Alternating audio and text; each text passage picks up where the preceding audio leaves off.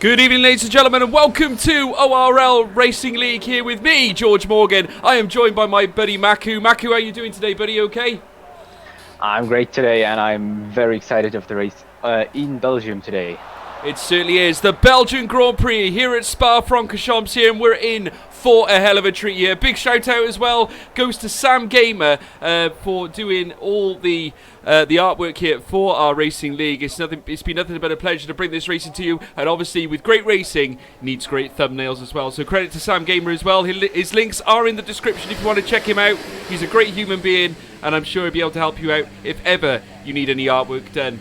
But yes, back to the championship in hand. We got plenty in store here with qualifying here along with the race. We're going to be bringing you an instant classic here at Belgium. 7.004 kilometre circuit, 4.352 miles with 19 turns here, Maku. We're going to be in for a real treat.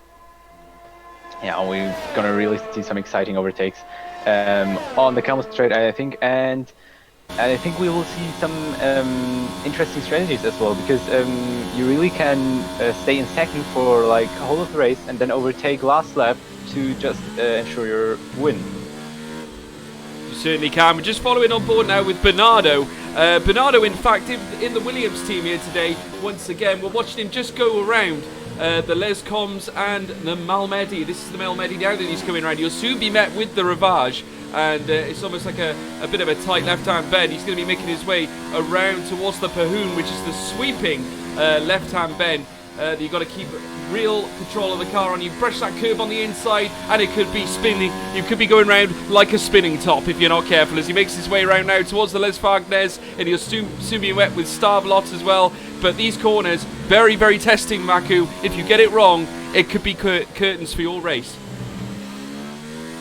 Of course, that's in nearly every corner the case, but here is very tragic if you get one not right, especially because you need the traction out of the last one to get the best out of the car, of those not really straight part of the circuit, but you're going there full throttle and then to the bus stop chicane. He's just coming around the bus stop chicane now. You'll soon be on the straight, but this time he's going into the pits. Obviously not happy with the setup at the moment. Obviously still early doors here in qualifying. We've got well over 14.50 minutes still remaining here. We've only really gone through the initial stages of qualifying. Still plenty of time to go. Many yet to start on their fast laps. We're just seeing a Mercedes go by there, which I believe is Fabrizio Donoso's compatriot Jarno Opmeer, and he is on his fast lap. Seems prudent to follow him around, Maku, as he makes his way up towards Eau Rouge now. And this Eau Rouge bend, very, very testing. And as you go around the Rodillion, you've got to be careful on the curbs as you go up. He now goes past Kemmel, which is that little bend on the right-hand side, and up the Kemmel straight now, heading towards Les Combs. And as he makes his way down, you want to brake just after the 50. He opts to brake a little later, in fact, and actually garners a nice bit of pace. Comes round towards the Malmedy now. He'll soon be making his way around the Rivage sector, and he'll soon be at Pahoon, Maku. Instantly looking at Jarno Opmeer's recent results in racing, has gone close on several occasions, Maku. He finished on the podium in P3 last weekend after that really, really unfortunate puncture for Sven Turner. What sort of chance are we giving him today at Belgium? I reckon this is probably his favourite track from him. Yeah, of course. So of course he's going onto the podium, and maybe he has a chance to take Speedberry the win, because Speedberry is of course the favourite to this point, because he has won the last two races, so he's leading the championship with 50 points. And yeah, let's see. I think it will be a very exciting battle between those two for the first place. It's certainly going to be fascinating, and incidentally, in all the drama, Speed Barry notching together a 141.828 initially in qualifying. The man who's won the first two races in this ORL Racing Series here has already notched himself on top spot, and he is easily 0.2 of a second quicker than that of Michael Romanes, who is now back in the Williams seat here with us today, and it's going to be interesting to see how he gets on in that Williams seat, Maku. Yeah, of course. I mean, he's got Racing Esports coverage as well. I mean, we've seen him in esports racing. He's quite a notable character for Williams. I do follow him from time to time and cover his races on many occasions, and I gotta say, he is one to watch, certainly in this type of event. He's very familiar with drivers such as Jarno Opmeer, as well as Speed Barry, no doubt, and no doubt Fabrizio Donoso have seen each other on their travels in other leagues or other esports events, so I'm sure he will not be afraid to stick his car on the top part of the grid. We're just going to look further down. Calcifer has managed to notch himself a 142.718. That's a good lap from him.